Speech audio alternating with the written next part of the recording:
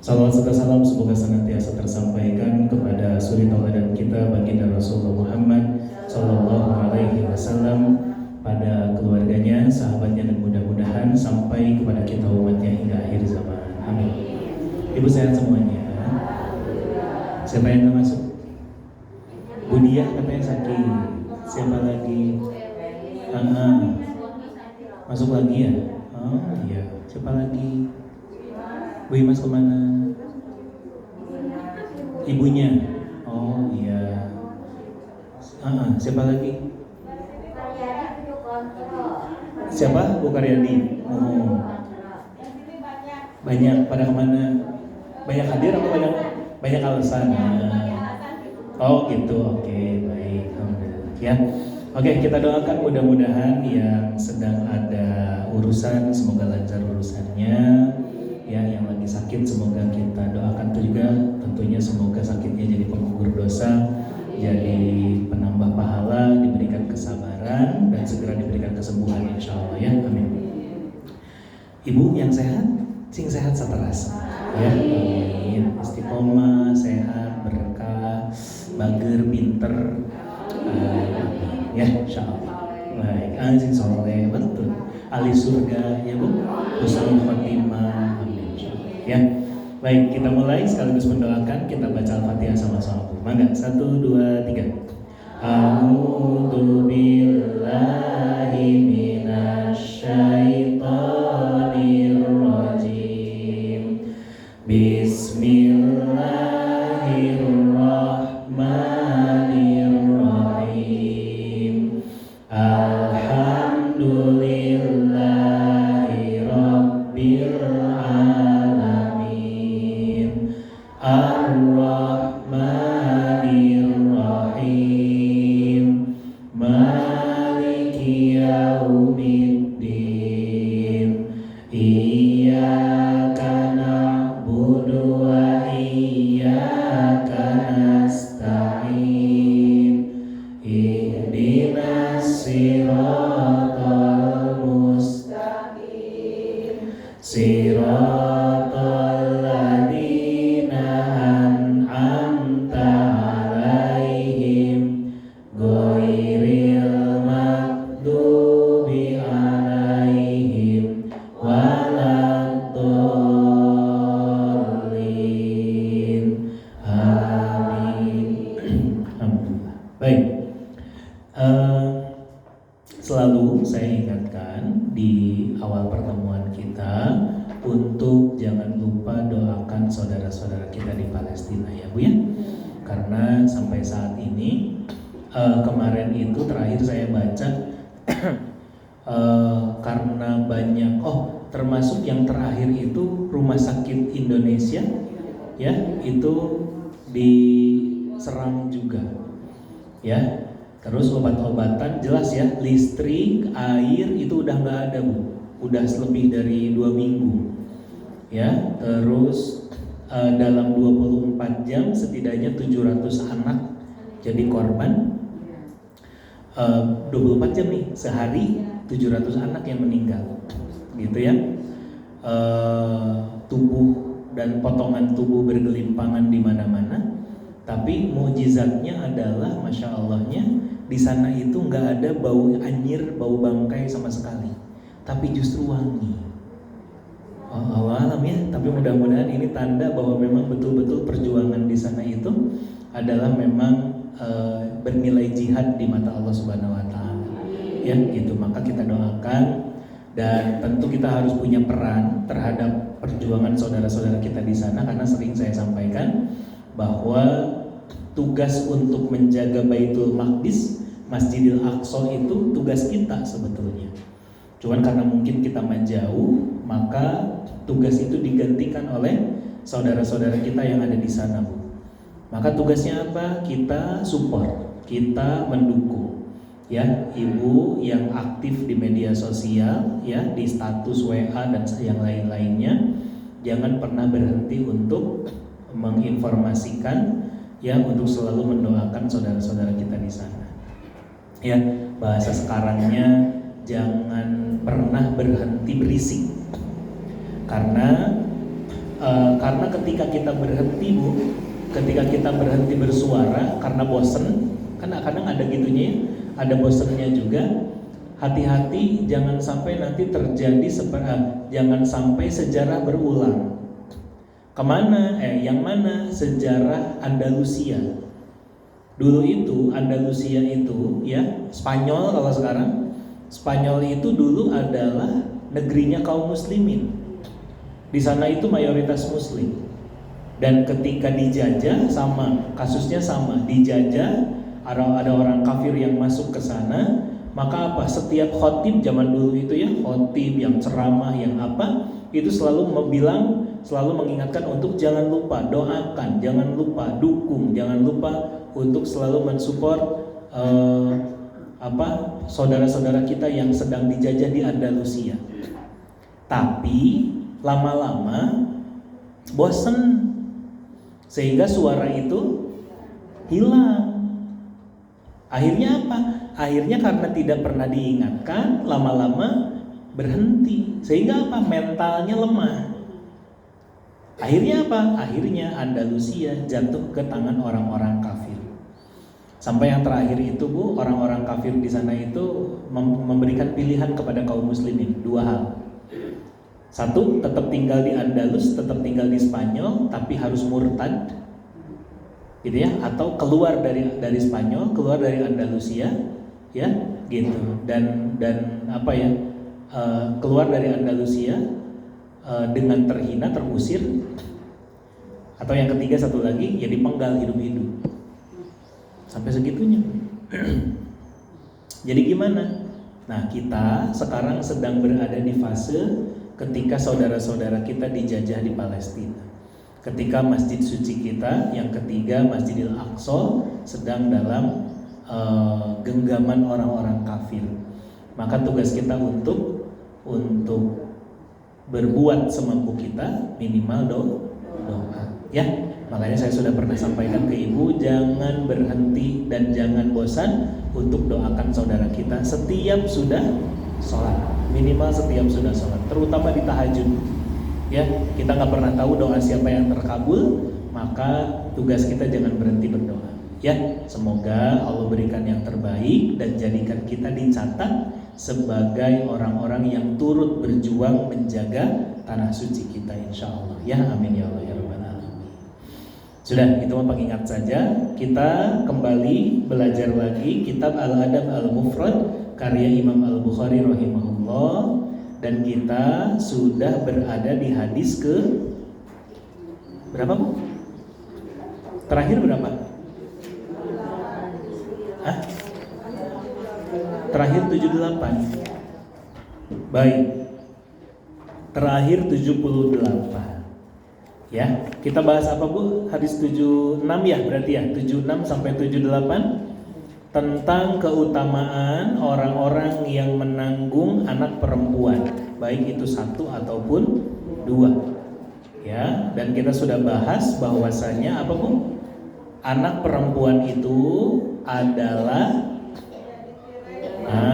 menjadi penghalang, ya, menjadi tirai dari api neraka bagi orang tuanya. Kalau orang tuanya mampu mendidik anaknya dengan baik, menjaga mereka sampai dewasa, sampai menikah. Dan kalau di hadis yang ke-76 itu berapa jumlahnya? 3. Ya, yang 77 berapa Bu anaknya? 2. Ya, bahwa ketika ada orang yang memiliki 2 anak perempuan, maka dia ketika berhasil mendidiknya dengan baik, maka 2 anaknya ini jadi jalan untuk masuk ke dalam surga. Ya, gitu. Bahkan makanya apa? Poin utamanya adalah bahwa anak yang Allah titipkan kepada kita itu hendaknya dianggap, dinilai dulu sebagai amanah, sebagai titipan. Dari siapa? Dari Allah. Sehingga yang namanya nitip nanti diminta lagi nggak Bu? Diminta. Nanti diperiksa lagi nggak Bu? Diperiksa. Kalau ada yang nitip kan misalnya Bu titip motor ya, titip mobil ya. Nah kumaha lecet, kan gitu. Nah, maka ketika Allah titipkan anak kepada kita, Allah nanti juga akan minta pertanggungjawabannya. Kumaha setelah dititipin itu dididik dengan baik apa enggak? Dikasih contoh dengan baik apa tidak gitu. Ya. Maka setiap anak yang ada pada kita itu pada hakikatnya titipan. Kalau titipannya berhasil dijaga dengan baik, kalau titipannya bisa dididik dengan baik, maka itu menjadi jalan bagi kita masuk ke dalam surganya Allah dan justru menjadi penghalang. Ya, anak yang ada pada kita, anak perempuan terutama, menjadi penghalang dari api neraka. Ya, baik. Bismillahirrahmanirrahim. Kita masuk hadis 79, judul ke-42. Orang yang menafkahi 3 saudara perempuan. Ada Bu? Baik, langsung saja.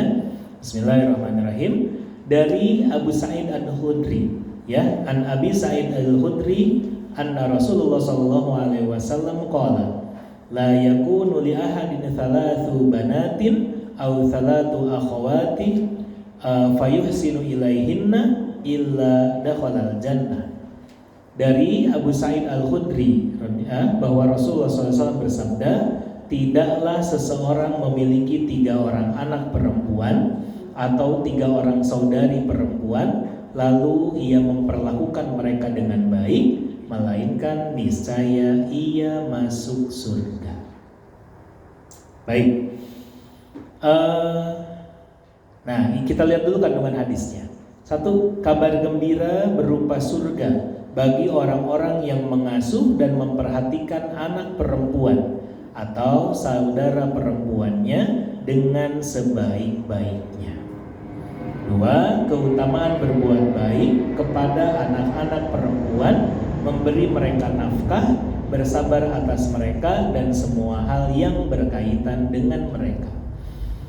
Baik, bismillahirrahmanirrahim. Ibu-ibu rahimakumullah, di sini kita belajar bahwa Rasulullah SAW bersabda, tidaklah seseorang memiliki 3 orang anak perempuan atau 3 orang saudari perempuan. Ya, nah jadi di sini kalau hadis yang ini lebih luas lagi nilainya.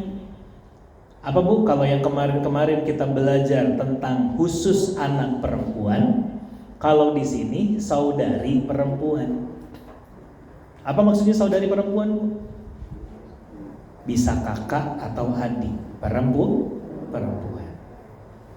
Ya, jadi bahwa orang yang mengasuh, memperhatikan anak perempuan atau saudara perempuan, maka itu jadi jalan menuju surga. Ya, gitu. Secara umum itu dulu. Oke, Ibu punya saudara perempuan kan? Punya. Ada berapa? 1. Siapa yang 2? Mana yang 2? Mau kakak mau adik boleh. 2. Mana yang 3? Ada yang 3? Ibu 3. Ada yang 4 enggak? 4 bersaudara perempuan gitu. 4. Ibu 4. 5. Perempuan ngumpul 5. Genep atau genep? Ya, nah, maka kalau kita berdasarkan hadis ini, siapa yang punya saudara perempuan kemudian diperhatikan, dijaga gitu ya, diasuh, dinasehati, dididik dengan baik, maka saudara perempuan juga bisa jadi jalan menuju surga. Anak mah jelas ya, kemarin kita sudah bahas. Nah, tambahannya berarti di hadis ini adalah bahwa ternyata punya saudara perempuan juga adalah jalan menuju surga. Gitu. Maka gimana? Maka kalau berdasarkan hadis ini berarti ada apa ya Bu? Ada arahan khusus ya terhadap perilaku terhadap anak perempuan atau saudara perempuan. Gitu. Dan sebaliknya, siapa yang memberikan perhatian yang baik kepada saudara perempuannya, siapa yang betul-betul gitu ya menjaga saudara perempuannya, maka itu bisa jadi jalan menuju surganya Allah Subhanahu wa taala. Gitu. Ya, Bu, Ibu yang punya kakak adik perempuan, kalau dibandingin dengan kakak adik laki-laki beda nggak? Apa bedanya Bu? Kakak perempuan tuh biasanya gimana? Atau kalau ibu punya adik perempuan tuh biasanya gimana? Curhat. Kakak perempuan galak biasanya, benar. Ya, gitu. Benar.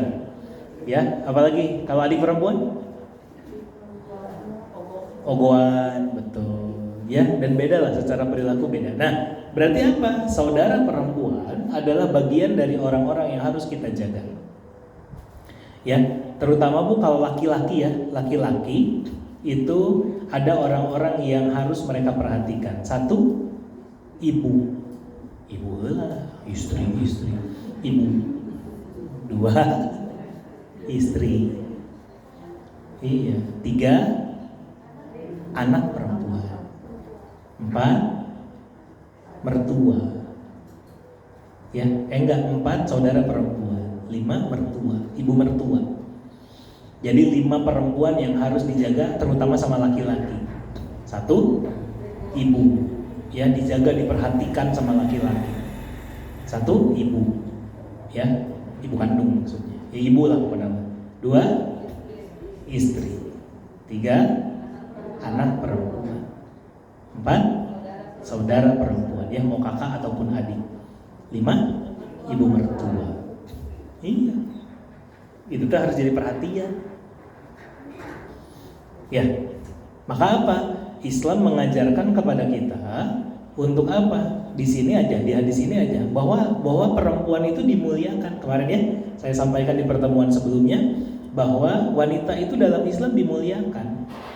Lihat, ternyata punya anak perempuan dan saudara perempuan itu bisa jadi jalan menuju surga.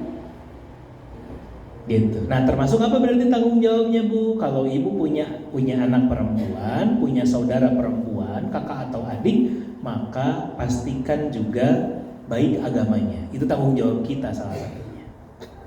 Ya, kan kadang ada yang punya saudara perempuan, tapi misalnya apa?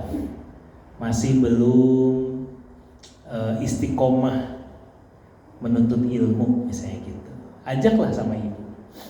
Ya. Masih belum sempurna dalam berhijabnya, misalnya begitu. Nah itu ibu harus perhatikan, gitu. Misalnya apa lagi Bu? Misalnya belum maksimal sebagai seorang istri, kadang masih kelihatan atau kedengeran sama kita rada kumaha gitu sama suaminya teh. Nah itu sama kita harus dinasehatin Bu.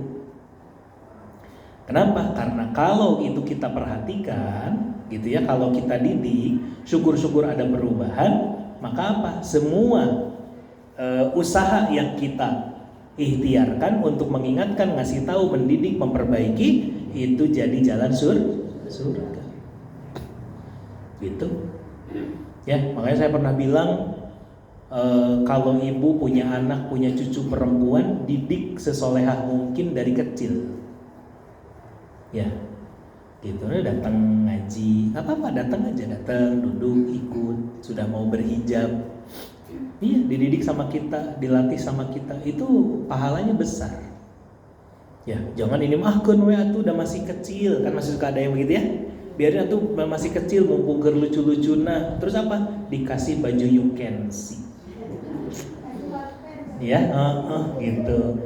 Dipasihan hot pen gitu ya, biarinlah udah masih kecil ini mah gitu. Enggak, justru khawatirnya apa?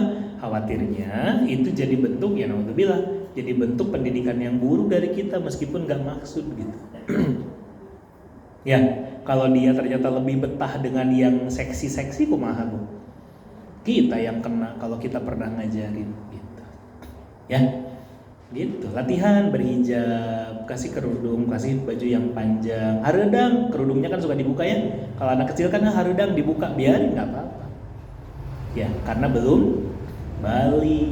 Ibu hareudang di kerudung, temenang, awas we, ya gitu. Oke? Dua, apa tadi kandungan hadisnya? Iya. Kalau secara hadisnya tadi disampaikan 3 orang anak perempuan atau 3 orang saudari perempuan.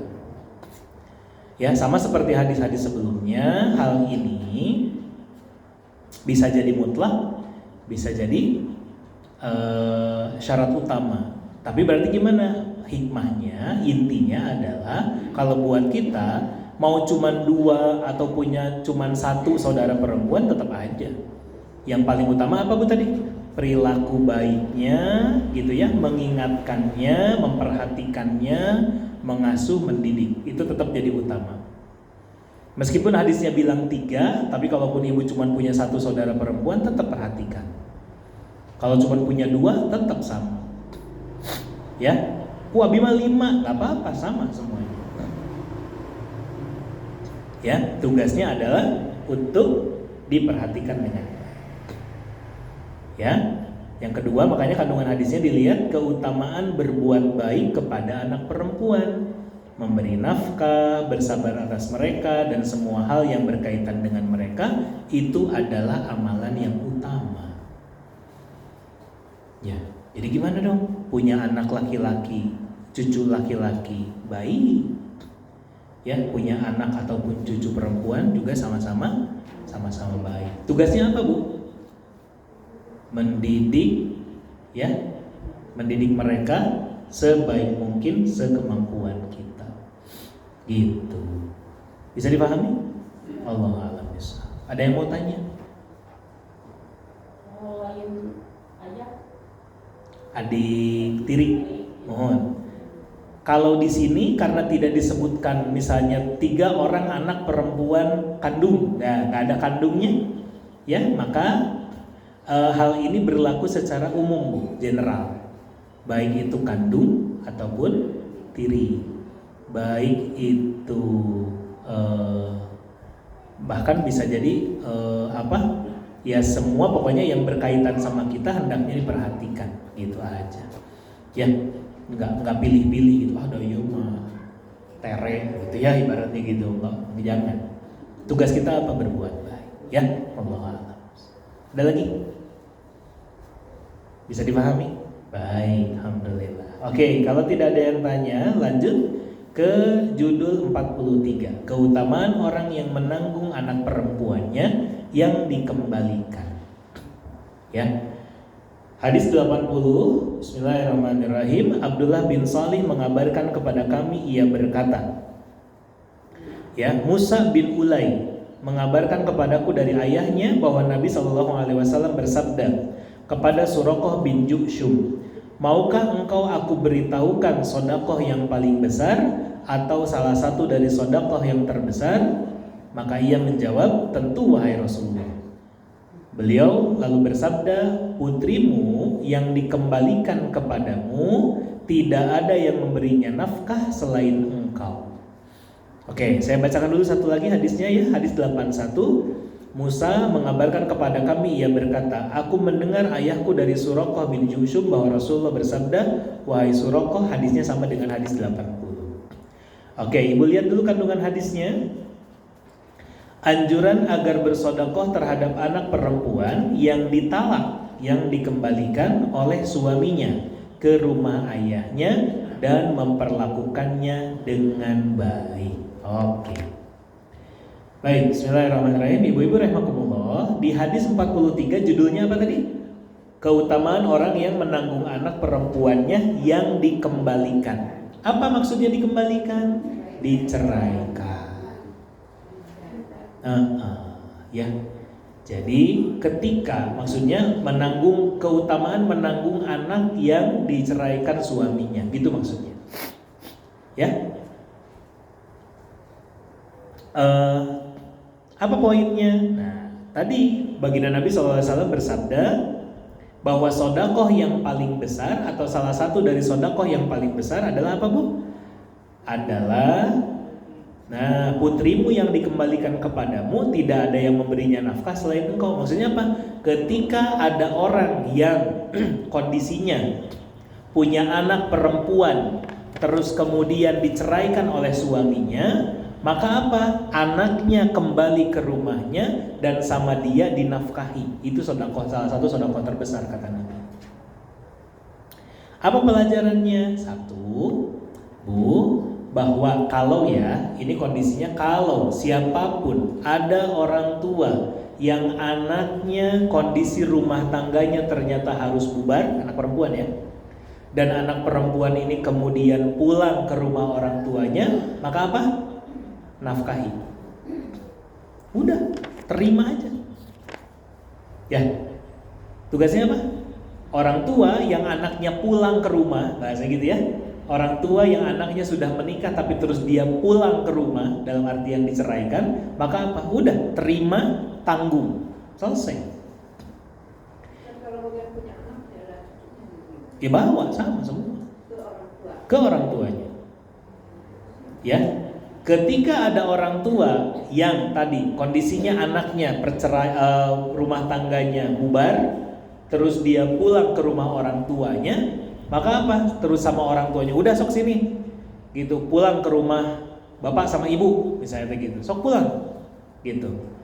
Ya, tapi ini anak-anak bawa ke dia, gitu. Ya, mereka kan cucu bapak dan ibu, cek ibu teh gitu. Ya, datang, terus apa? Udah, nafkahi. Dan setiap kali nafkah yang diberikan, kata Nabi, itu adalah salah satu dari sedekah yang terbesar. Kenapa Bu sedekah yang terbesar? Salah satu hikmahnya adalah karena orang kalau lagi bubar begitu Bu, pikirannya gimana? Kawur gitu ya, khawatir, bingung, mungkin belum termasuk lagi psikologisnya seperti apa, terus belum lagi ada traumanya, belum ada marahnya, ada keselnya, ada sedihnya dan lain-lain. Itu butuh penampungan, itu butuh tempat yang aman, untuk butuh tempat perlindungan, butuh tempat yang nyaman untuk memproses itu semua. Nah, siapa yang bisa jadi penampungan yang baik? Orang tua. Jadi apa pesannya? Pesannya adalah kalau yang gitu-gitu udah jangan banyak dipersulit gitu. Kenapa? Karena kadang suka ada orang tua yang rudet. Betul nggak? Iya, kumaha rudet banget. Naon kamu pulang kan dia gitu aja. Ya Bu, kamu kan udah dewasa. Bukan saatnya lagi kamu pulang ke rumah orang tua. Dinanya ya udah boleh sok di dia 3 hari, sana cari kontrakan sendiri. Ih, nggak boleh Bu begitu. Ya, justru apa? Sebagai kan gini, tanggung jawab orang tua adalah menikahkan anaknya gitu ya. Salah satunya sampai anaknya menikah. Tapi kalau kan kondisi orang beda-beda semua, ya. Tapi kalau mendapati ada orang yang kondisi rumah tangga anaknya harus bubar, maka apa? Udah terima lagi aja. Sok kan dia, gitu. Da kalau kumaha oge kamu mah anak bapak jeung ibu, gitu. Kamu juga anak kami, sok sini. Mana incu, bawa kan dia. Keun, naon sakola dibayar, gitu. Ya, kenapa? Jangan takut. Ini makan enggak. Kadang suka ada yang orang tuanya malah merasa jadi beban. Nah, untuk kan dia. Ya. Gitu. Nah, di bunga hulang. Ya. Udah terima, datang sok sini datang. Udah beres, kamu tinggal di sini. Gitu. Kalau memang suamimu, bahasanya ya, kalau kasusnya, kalau memang suamimu baik, bertanggung jawab, dia harusnya ngomong. Ya kan? Kan tidak semua ya perceraian itu ada yang baik-baik, ada yang tidak baik, kan gitu ya Bu. Kalau yang baik-baik kan, Bapak, Ibu, punten, ini anaknya saya kembalikan, begini, ada omongan lah. Tapi ada juga yang cul gitu, bari nangis-nangis pulang ke rumah, betul? Iya. Tugasnya apa? Poinnya kalau di sini tugasnya apa? Yang jadi orang tua terima, tampung. Udah nak, kamu di sini kamu aman. Sok keun incu mah, gitu. Sok kamu tenangkan dulu dirimu. Sok kamu proses dulu semuanya dengan baik. Kalau lagi butuh sendirian, sok sana sendirian dulu. Keun incu mah ka dieu, ku bapak jeung mama, kan gitu. Ih, tenang nggak digituin? Tenang. Tuh lihat Bu, baginda Nabi SAW itu sampai merhatiin hal-hal yang begitu. Ya, dan tentunya atas karunia Allah semua yang dikeluarkan tentu jelas ya, tadi kan ada salah satu yang jadi pikiran kita adalah apa Bu? Jadi beban. Oh, tuh jadi nambah tuh sangu teh. Gitu ya Bu ibaratnya ya. Atau masak sangu jadi lebih loba tuh. Atau uang jajan atau listrik tagihannya makin gede, atau cai mayar gitu kan. Tapi apa? Ingat kata Nabi apa Bu? Itu salah satu sedekah terbesar. Kenapa? Karena mengamankan orang yang sedang kalut, orang yang sedang butuh perlindungan, orang yang sedang tidak tenang hidupnya. Gitu. Halo? Ya, udah. Terus apa? Tuh lihat kandungan hadisnya tadi apa? Anjuran agar bersedekah kepada anak perempuan yang ditalak oleh suaminya ke rumah ayahnya dan memperlakukannya dengan baik. Apa tugasnya Bu? Perlakukan dengan baik. Jangan suka banyak langsung ditanya. Kunaon aya naon ya teh aya naon? Cerita sama mama cerita. Ya, datang nangis. Tugasnya apa? Peluk. Ya kan? Peluk sok. Udah sok, kamu ada di sini tenang. Kalau nanti mau cerita. Kalau belum mau sok tenangkan dulu diri. Gitu. Mana anak-anak? Sok ka dieu. Udah. Keun we heula. Digituin tenang. Perlakukan dengan baik. Udah makan belum? Sok makan. Gitu. Incu, ya. Incu sudah pada makan belum? Sok marakan heula. Gitu. Ya. Besok kumaha sakolana? Sok ka dieu gitu. Gitu. Kita yang jadi orang tua tuh harus bisa begitu. Oke? Ya tentu ya, ini bukan berarti mendoakan ada terjadi hal seperti itu, tidak. Tapi kalau itu kejadian, kita tahu apa yang harus kita lakukan.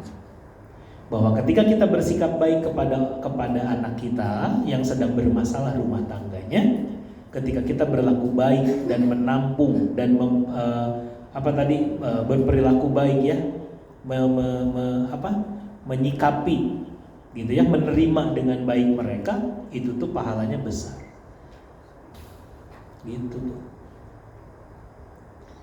Kenapa? Karena sampai kapanpun mereka adalah anak kita, bahasanya begitu. Ya, bisa dipahami Bu? Ada pertanyaan? Ya Pak. Boleh.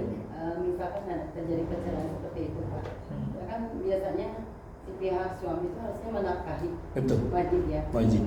Misalkan selama bertahun-tahun enggak.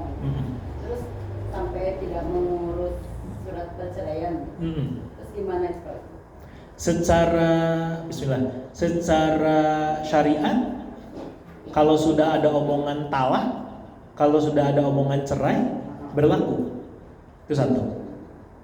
Kalau dia, ibu sekalian ya, kalau orang ada acara nikah, akad nikah, suka baca sigon taklik. Apa kalimatnya? Kalau saya tidak, yang suami nih bilang, saya tidak menafkahi istri saya selama 3 bulan berturut-turut, maka jatuh cerai. Kan gitu, jatuh talak 1. Nah, maka ketika ada misalnya berantem, terus pisah, anak perempuannya pulang ke rumah orang tuanya, cul we si laki-laki teh, teu ngomong teu naon. Bahkan sampai tadi ibu bilang berwaktu-waktu, berlama-lama, berbulan-bulan, bahkan sampai bertahun-tahun, tapi nggak ngurus surat cerai. Secara syariat sudah cerai. Cuman administrasi negaranya, ya catatan KUA-nya yang belum. Nah itu tuh yang harus diajukan. Makanya ada gugatan cerai. Gitu. Nanti yang istri silakan kalau memang udah nggak ada niatan baik seperti itu, jangan diem justru. Datang ke pengadilan, ajukan gugatan. Gitu. Ya, tidak menafkahi. Oh, jelas, itu dolim. Karena kalau sudah cerai pun, kalau anak-anaknya masih kecil, mantan suami punya kewajiban nggak? Iya, harus tetap menafkahi. Gitu. Ya, makanya salah besar tuh, makanya yang kurang tepat lah. Ketika ada orang cerai terus cul aja gitu, itu kan nggak boleh. Suami ya terutama ya. Gitu, mantan suami itu nggak boleh cul begitu saja. Ya, dah abi mah tos nikah deui ya, nggak ada urusan. Ya nggak nikah lagi, tapi kan ini terutama kalau punya anak-anak, tetap anaknya dia. Ada gitu mantan anak? Nggak ada. Ya, jadi gimana dong tugasnya? Ya tugasnya adalah untuk tetap menafkahi. Gak menafkahi dia dosa sebetulnya. Ya, cuman balik lagi Bu. Kadang di kita suka banyak yang itu mah tuh kewajiban mantan salakina, cara gitu. Tapi terus apa? Ngomong begitu teh orang tuanya karena nggak mau menafkahi. Nah, itu juga kurang tepat. Makanya apa? Kalau di hadis ini kita belajar apa? Orang tua tampung. Anaknya tampung, nafkahi. Gitu. Udah kasih makan, jamin hidupnya. Udah kita sama kita sebagai orang tua. Ya. Tapi suaminya nggak bertanggung jawab, ya udah. Itu jadi sedekah buat kita loh, Bu. Gitu ya, mantan suaminya ngasih, alhamdulillah. Enggak, berarti itu jadi jalan kebaikan buat kita, gitu. Ya. Jadi harus diiringi dengan ketika kita melihat ada keburukan yang orang lain lakukan, maka iringi sama kita dengan berbuat kebaikan. Gitu ya, Bu. Wallahu a'lam. Ada lagi? Nah, ini serius kieu, ai bagian ieu mah. Ya, tapi ini penting. Betul ya, Bu? Jarang orang tahu. Oke, ada yang mau tanya dulu nggak? Ngerti? Baik, kita masuk hadis 82. Bismillahirrahmanirrahim. Dari Al-Miqdam bin Ma'di Karib bahwa ia mendengar Rasulullah SAW bersabda, sesuatu yang engkau berikan kepada dirimu sendiri adalah sedekah bagimu. Apa yang engkau berikan kepada anakmu adalah sedekah bagimu. Dan apa yang engkau berikan kepada istrimu adalah sedekah bagimu. Serta apa yang engkau berikan kepada pelayanmu adalah sedekah bagimu. Oke? Baik, kita lihat dulu hadisnya lagi ya. Baginda Nabi SAW bersabda, satu, sesuatu yang engkau berikan kepada dirimu sendiri adalah sedekah bagimu. Apa nih maksudnya, Bu? Bahwa ketika kita berusaha untuk mandiri, ketika kita berusaha untuk tidak minta-minta sama orang lain, ketika kita mampu untuk menghidupi diri kita sendiri, bahkan bahasanya gini, belanja untuk kebutuhan diri sendiri, itu nilainya sedekah. Gitu. Ya, ibu punya penghasilan, bisa belanja sendiri, memenuhi kebutuhan sendiri, itu nilainya sedekah. Padahal itu buat diri sendiri. Hayang cilok cek ibu teh. Ya. Terus ibu teh punya uang 10.000. Misalnya hasil dari apa ya, Bu? Jualan, boleh lah. Ya, atau hasil dari warung yang ibu rintis sejak dulu, biasa gitu. Ya, dan ini uang ibu tanpa minta nih. Ini memang pure hasil ibu, itu sedekah. Ibu jajan, tapi itu nilainya sedekah. Keren. Ya, itu nilainya sedekah. Kenapa? Karena kita nggak minta-minta sama orang lain. Gitu. Ustaz, kalau dikasih suami kumaha? Lanjutin. Apa yang engkau berikan kepada anakmu adalah sedekah bagimu. Ini dulu, belok dulu ya, ke anak dulu. Ibu punya uang, dikasih sama bapak. Anak minta, mah jajan mah, gitu. Ya, ku ibu dikasih. Maka apa? Itu sedekah nilainya. Matok tong pelit. Gitu. Hari ayah, oh iya bener. Ya mun aya Ustaz, mun aya moal gitu nya. Moal pelit Ustaz gitu ya. Dan teu aya kumaha atuh ya sama. Lanjutin dulu ya. Dan apa yang kau berikan kepada istrimu adalah sedekah bagimu. Tuh, 3 ini aja dulu, Bu. Bapak ngasih ke ibu, sedekah. Ibu ngasih ke anak, sedekah. Ibu jajan buat diri sendiri, sedekah. Keren ya? Soal jajan. Ya, gitu. Karena ketika apa? Ketika kita tidak perlu minta-minta atau bergantung sama orang lain. Makanya Bu, punten belok dulu sedikit ya. Orang yang dapat uang sebesar apapun dari hasil minta-minta, ya, apalagi yang di pinggir jalan, yang itu jadi profesi, Tapi bukan kerja, dia minta-minta. Itu apa? Itu nggak punya nilai ininya. Iya. Ya. Makanya Bu, jangan kabita ya sama tinggali itu geningan. Di berita ada ya. Betul, lihat pengemis uangnya ternyata puluhan juta bahkan ratusan juta. Geningan benghar rumah nanti gede kan gini. Ibu lihat satu hal, dia dapat itu dari minta-minta, nggak ada nilainya. Tong kabita, ohnya gitu mah tuh ngiluan, ulah. Oke, jangan. Gitu, itu dibenci. Ya, jangan ya. Gitu. Nah, maka gimana? Kembali lagi bahwa setiap sesuatu yang kita berikan kepada orang lain, ya tadi buat istri, buat anak, termasuk kalau ibu punya uang, bapak nggak punya uang, ya, mah, dan gajian, bensin habis, gajiannya baru lusa misalnya teh, minta dulu lah buat ngisian bensin, sama ibu apa? Ya udah sok dah bensin sok, gitu. Bapak ada buat jajan nggak? Nggak ada sih, tuh kerja jajan, gitu, ya. Tuh cadangan bisi nanti bannya bocor gitu kan, bisi naon tah pegangan gitu 2 juta cukup lah ya. Itu neng berangkat, itu sedekah. Yang rugi apa? Gus merah dipulangkan duit. Ya Bu, ada yang begitu? Ada. Oh, ya gitu. Oh kok merah tapi mah tuh mah bensin mah ini mah dalus can gajian kumaha tuh ya, ganti oli yo motor geus ngeletrek kieu cenah gitu ya mah nya atuh sok atuh tahun tapi ngasih tapi nah gitu aja. Nah Bu, yang gitu-gitunya jangan gitu maksudnya.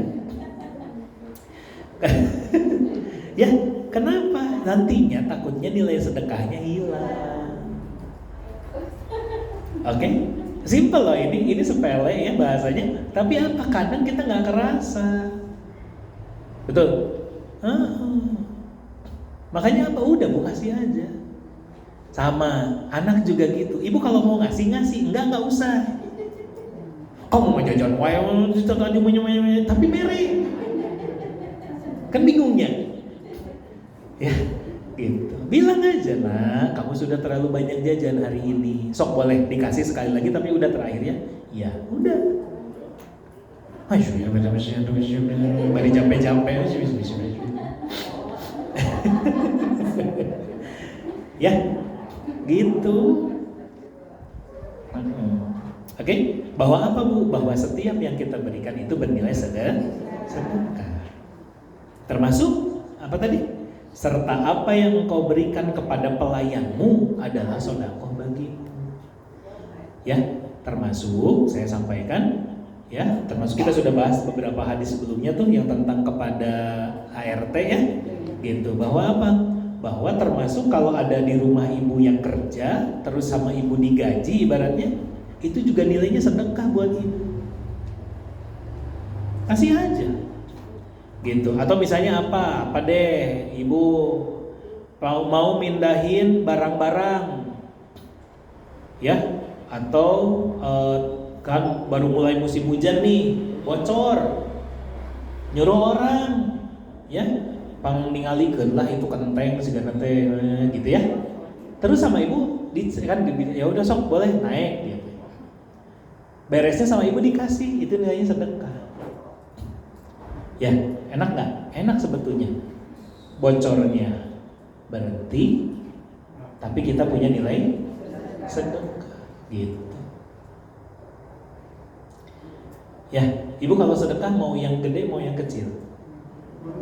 Nah, jadi ragu-ragu nggak jawabnya, karena taunya berarti kudu gede, atau kecil ya Ustaz.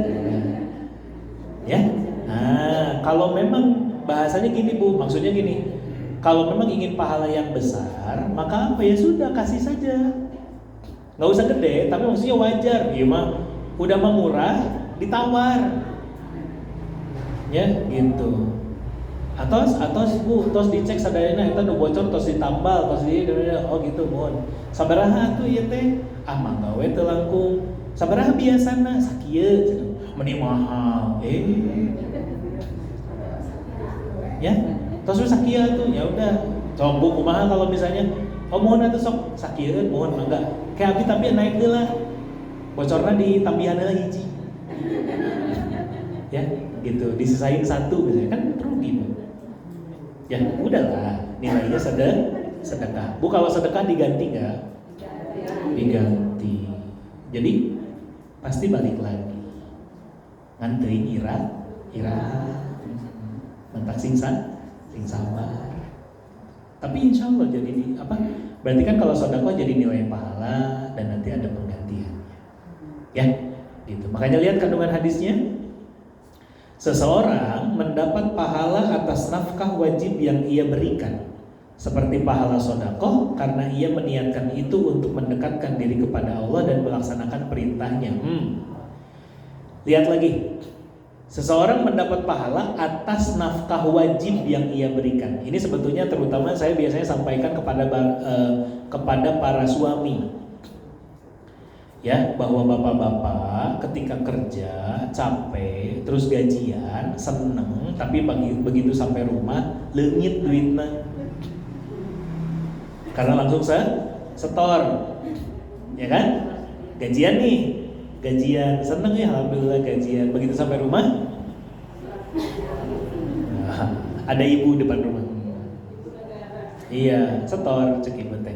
Maka apa? Begitu bapak kasih itu semua, mah ini gaji bulan ini. Maka apa? Nilainya sedekah. Bapak tuh banyak pahalanya. Tapi tadi kalau niatnya untuk Allah dan melaksanakan perintah Allah. Jadi gimana? Bapak gajian UMR lah, anggap dikasih itu UMR berapa sih Bu sekarang? 3 juta lah ya. Bandung 3 juta ada? Anggap 3 juta. Terus dikasih ke ibu, itu seperti bapak ngensleng 3 jutaan. Ibu pernah ngensleng 3 juta? Itu sih kan, seumur-umur. Iya kan? Nah, bapak kalau tiap gajian ridho ikhlas ngasih ke ibu, itu seperti ngensleng kotak infak lah 3 juta. Pahalanya gede. Nanti ada pertanyaan, Ustaz gimana kalau bapak terus minta bensin? Apakah dikurangi pahalanya? Enggak dong. Ya, karena kan dikasih ke ibu semua.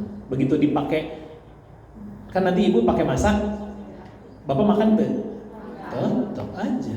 Tapi pahalanya berkurang enggak? Enggak. Ibu punya pahala karena bapak ikut makan di situ, hasil masakan ibu.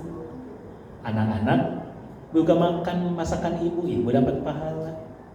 Enak Bu, ibu beresin rumah, cangkel, nyeri cangkeng, tunduk, itu berpahala. Seneng gak harusnya? Seneng, berpahala. Makanya apa? Pastikan ketika ibu mengerjakan ibu itu semua, niatkannya lillahi ta'ala. Kenapa? Takutnya pahalanya nanti hilang kalau ngutru. Imah itu beres-beres nyanyi. Tapi diberesan Bu ibu teh. Capek nggak? Capek. Berpahala nggak? Takutnya nantinya enggak. Oke.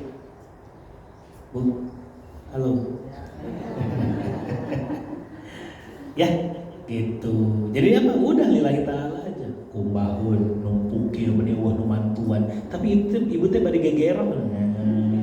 Mendingan. Jangan. Mending diganti apa? Kalau ibu kesel, istighfar. Astagfirullahaladzim. Astagfirullahaladzim. Ya. 2. Seseorang wajib memberikan nafkah kepada istri, anak, budak, dan semua orang yang wajib ia nafkahi.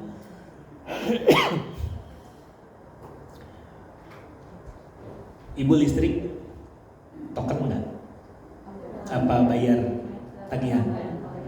Ya, yang token yang tagihan sama aja. disada, intinya mah bayar tagihan. Aduh, bayar listrik, bayar. Yang pakai siapa aja? Semua. Ibu pakai buat nyetrika, misalnya yang bayar bapak misalnya, atau ibu juga yang bayar. Ibu pakai buat nyetrika, mesin cuci, kulkas, dispenser, anak belajar, ya, anak pakai belajar, terus misalnya dipakai buat internetnya, ya kan, buat belajarnya, buat pengajiannya, itu listrik yang dibayar pahala, nilainya sedekah. Air, bayar air nggak? Bayar. Pakai minum, pakai mandi, bisa sekolah, bisa kerja, ya kan? Rumah bersih, ya kan? Dan seterusnya dan seterusnya. Nilainya pahala, sedekah. Nggak rugi Bu kita, asal apa? Satu, niatnya lillahi ta'ala. Ya, gitu. Apa ciri niat lillahi ta'ala? Nggak usah ditambahin dengan ngutruk. Ya, listrik gede-gede towing ayo nanti nggak usah, udahlah. Ya, kalaupun mau evaluasi nanti ngobrol sama bapak, Pak, tagihan listrik ada asal lebih gede sekarang teh. Gitu, oh itu tuh mungkin anaknya lagi sering buka laptop, ya kan? Ah ente, ayo laptop ada leutik, bapak lo beteng ngopi, dispenser hurung wae. Oke, udah aja. Gitu. So dievaluasi tapi ngobrol, jangan ngomel sendiri gitu. Cain teh meni mahal kieu gitu. Enggak, nanti aja Pak, tagihan air membengkak. Gitu. Di mananya kira-kira? Oh, itu tuh mun ngocorkeun keran sok lupa. Jadinya modal, ya gitu ya. Kepenuhan gak dimatiin. Tuh evaluasi, kan gak boleh mubazir. Ya enggak? Bapak tuh udah mau mandi teh kecebur gitu ya. Bapak-bapak kalau mandi gitu nggak Bu? Ya nggak? Gitu kan kecebur gitu. Barasuh sekamar mandi. Ada yang begitu? Gitu. Jadi tapi apa? Udah bayar aja. Ya, nilainya apa Bu? Sedekah. Nah, termasuk apa? Kalau kita kaitkan dengan judul hadis kita, maka apa? Semua biaya yang ibu tanggung, ya, biaya di rumah, biaya sekolah anak, biaya bensin orang apa? Suami, ya kan? Motornya, olinya, servisnya, apalagi Bu? Ya kan? Ya anak-anak, laptopnya, handphonenya, pulsanya, ya kan, kuotanya, apalagi kalau ibu ada yang bantuin di rumah, gajinya, apanya, betul? Termasuk, nah kalau di rumah ibu ada saudara yang nginep, yang nebeng, ya ada saudara ikutlah pokoknya mah tinggal di rumah ibu, akhirnya sama ibu, ibu kumaha nebeng hungkul, bantuan bayar henteu, itu nilainya sedekah. Secara tidak kerasa ibu sedang sedekah sebetulnya. Cuman jangan gugurkan pahala sedekahnya dengan mutru. Udah catatannya mah itu. Takutnya apa? Pahalanya hilang. Gitu. Ya. Siapa yang menanggung banyak orang di rumah? Ada dulur ngilu gitu tanya, kan gitu, tetangga nebeng gitu apa, udah lah. Ada yang begitu? Ada, udah lah, itu jalan sedekah ibu. Tapi udah berat urusan, capek gitu ya. Kebayar nggak selama ini? Kebayar sih, tapi nah ya udah, minta sama Allah, ya Allah kasih saya rezekinya, kasih saya kemampuan. Udah ada yang ngasih mau. Gitu Bu, bisa dipahami? Allah a'lam. Ada yang mau tanya? Mohon mangga.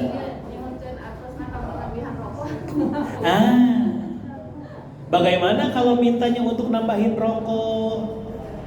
Rokok hukumnya apa? Punten ya, ini mah kalau saya ya Bu, kalau saya memang mau ngasih untuk seseorang, kadang kita kan suka bilang iya kanggo rokok gitu ya, tolong diganti itu, itunya. Ya kenapa? Rokok mah nggak boleh. Rokok hukum paling ringannya makruh, hukum paling beratnya haram, nggak ada halal-halalnya. Ya, gitu. Jadi gimana? Jangan kasih untuk rokok. Gitu. Ya. Jadi kalau apa? Misalnya ada saudara ibu lah, Bi, tambahan Bi, gitu ya misalnya itu ya. Wah tambahan, wah beli rokok, mau merek rokok. Taker ngopi. Ngopi boleh nggak? Boleh. Taker ngopi. Urusan dia beliin buat rokok, terserah dia. Kita mah ngasihnya buat beli kopi. Meskipun kita tahu ujung-ujung nama kadinya. Ya, misalnya apa? Ada yang kerja di rumah, apa lagi warga lagi kerja bakti kan suka gitu ya. Sok abi mah nyumbang rokokna we, nggak boleh. Kalau judul ibunya, iya kanggo rokok, jangan. Takutnya itu malah nggak jadi nilai sedekah buat ibu. Tah kanggo gorengan. Tapi abi teu tiasa masihan gorenganna, tahu artosna kanggo gorengan. Udah.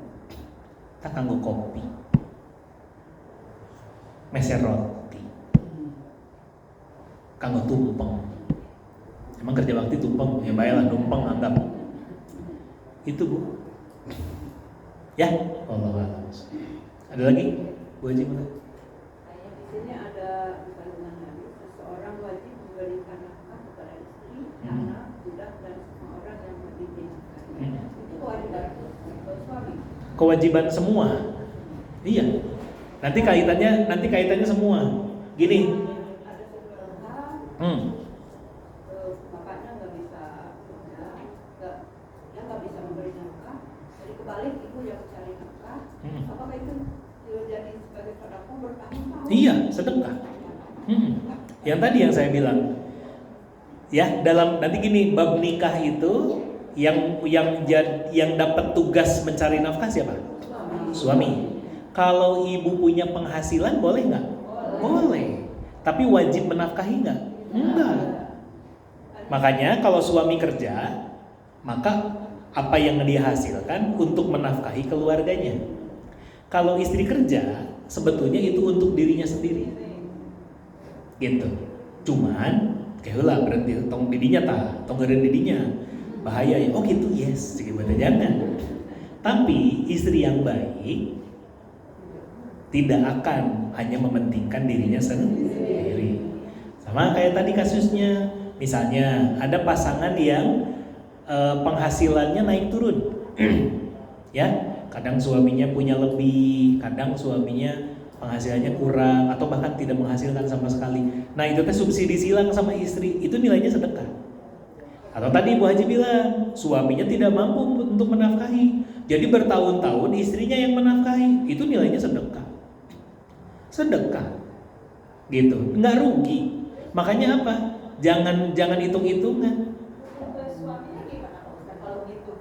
Kan tidak mampunya bukan tidak mau. Nah beda nanti. Kalau ada suami yang punten ya, kadang di rumah tangga dia di luar sana lah, masih suka ada orang-orang yang kasusnya suaminya gini, istrinya kerja keras menghidupi keluarganya, suaminya ongkang-ongkang kaki, doraka nu kitu mah. Iya dong. Karena ada, ya saya juga ada lah gitu, beberapa yang saya lihat gitu ya, yang saya tahu gitu, orang-orang yang istrinya kerja ini, nyuci di sana, bantuin di rumah itu untuk menghidupi anak-anaknya. Suami nama lupa, kuralang, kuriling, ngarokok, ngopi gitu. Itu dosa. Karena itu bukan tidak mampu, tapi tidak mau. Beda ya.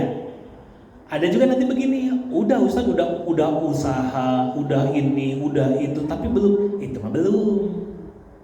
Berarti gimana? Berarti dia tidak dosa, cuman memang mungkin rezekinya belum apa ya, bahasanya belum jalannya gitu Bu.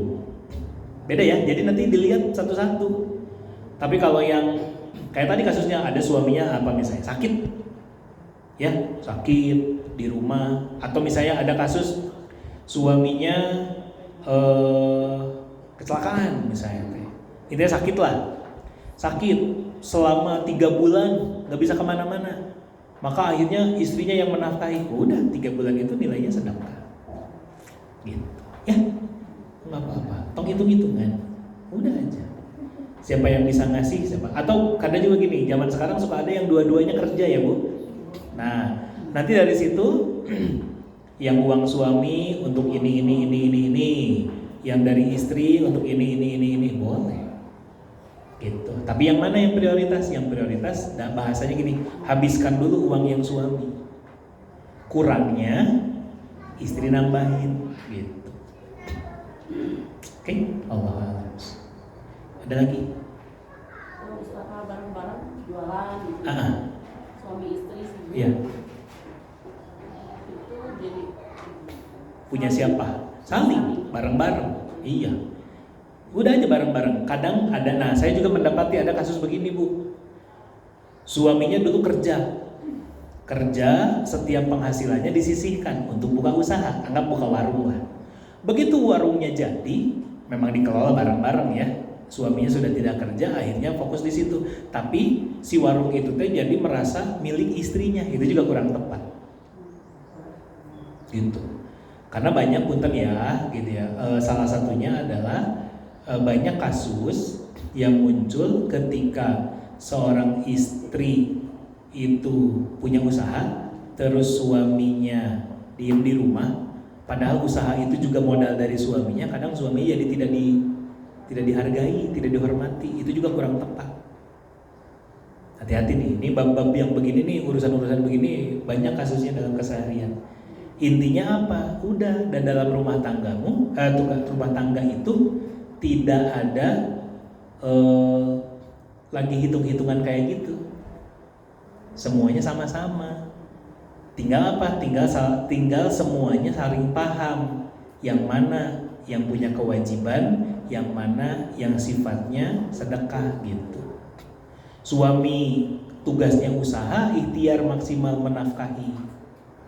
Istri juga harus tahu kondisi ketika memang tidak terpenuhi, jangan malah kerjanya nuntut, bahasanya gitu Bu.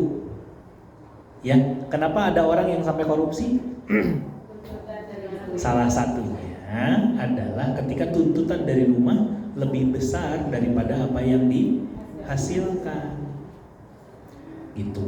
Itu nanti kemana-mana bahasannya. Ya, tapi poinnya adalah nih, tugasnya adalah apa? Pokoknya apapun yang kita kasih untuk orang lain itu nilainya sedekah. Jadi gimana? Ketika ibu mampu untuk ngasih, misalnya suaminya tadi ya nggak ada uang nih, sama ibu dikasih, udah itu nilainya sedekah. Gitu. Ya.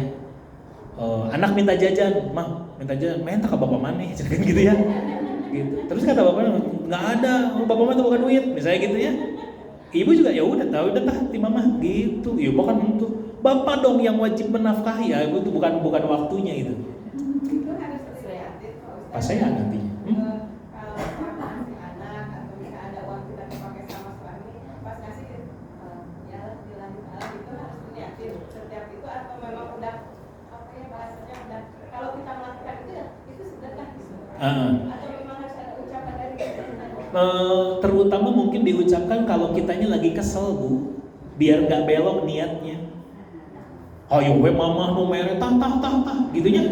Tapi balik gitu, nah takutnya itu nanti nggak jadi pahala gitu. Ya nggak, meskipun kita tahu, ya udah namanya juga buat anak, keur sadar makan gitu ya. Kalau lagi sadar makan ya udah buat anak mah udah memang ngasih gitu. Tapi kan kadang kita suka sambil gitu, no, we mama, tuh si bapakeun atuh tah gitu. Tapi bari ngomel, nah itu yang harus diperhatikan. Ya, gitu. Alhamdulillah. Ini banyak berhubungan sama keseharian ya. Nah, ibu kayaknya mengalami ya, gitu ya. Oke. Ada lagi yang mau tanya? Boleh. Iya. Sama. Kalau misalnya siapanya nih yang kekurangan kala? Oh, ke anak, minta ke anak. Orang tuanya anak, orang tua anak. Kumaha maksudnya? Buat cucu. Cucu kalau punya kekurangan Minta ke anaknya. orang tuanya anak. Oh, yang salah anak. Yang salah anak. Kenapa, Bu? Satu, gini ya. Sebagai anak, ini saya sebagai anak. Saya sebagai anak nggak boleh nitipin anak ke orang tua saya. Dalam artian nyuruh ngasuh. Anak saya boleh ada di orang tua saya kalau orang tua saya yang minta. Si kakak sama si ade bawa ke dia, misalnya gitu ya. Oke, siap, kirim. Ibaratnya gitu ya, Bu. Soalnya bapak jeung mama pengen jeng incu boleh, atau datang ke rumah. Udah sok kamu mau pergi mah pergi aja, gitu kan, incu mah itu boleh. Ketika seperti itu, maka yang kedua tugas saya adalah untuk apa? Berikan kecukupan. Ini buat jajannya, ini bisa nanti minta ini, minta itu. Tugasnya harus disiapkan dulu. Urusan nanti udah biarin ku bapak ku mama weh, misalnya gitu. Ya, biar sama kakek neneknya gitu. Ya sudah, tapi kita tetap kasih. Nah, kalau misalnya ibu tadi bilang bahwa kurang nih, akhirnya saya minta sama mereka. Mungkin kalau pertama, jelas yang pertama ibu tidak masuk kepada minta-minta. Yang kedua adalah anak harus jadi menghitung. Oh, mama kurang uangnya. Berarti misalnya nambahnya berapa? Sekian. Berarti nanti ke depannya kalau cucunya ada di ibu, anak juga harus sekalian transfer dengan nominal sekian gitu. Iya. Enggak, ibu nggak salah. Ingat, kita sudah bahas di bab awal tentang kitab ini ya, tentang adab, bahwa apa? Kita harus memuliakan orang tua. Iya dong. Ya, Bu, ibu ngurus cucu diminta anak apa ibu yang minta? Diminta anak. Punten ya, gitu. Maksudnya ya sudah, ibu insya Allah itu pahala yang sangat besar buat ibu. Tapi ya kita doakan mudah-mudahan nanti anaknya juga Allah berikan kesadaran untuk sekalian sama biayanya. Ustaz, tapi kasihan, mereka juga kekurangan. Bisa gitu ya? Insya Allah nanti mudah-mudahan Allah cukupkan, gitu. Ya, Allah kasih kelebihan. Enggak apa-apa. Ya, kalau memang nggak ada mah minta aja. Karena itu kewajiban mereka. Ingat ya, anak itu tanggung jawab siapa, Bu? Orang tua. Ya, gitu. Disayang sama kakek neneknya, orang tua kita sayang sama cucunya, ya alhamdulillah. Tapi bukan berarti dimanfaatkan. Kirim, kurang jalan-jalan, simpen we jeung kolot, gitu.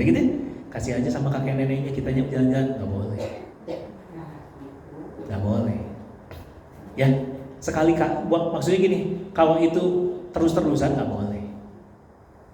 Ya, bentar lagi saya tambahkan lagi.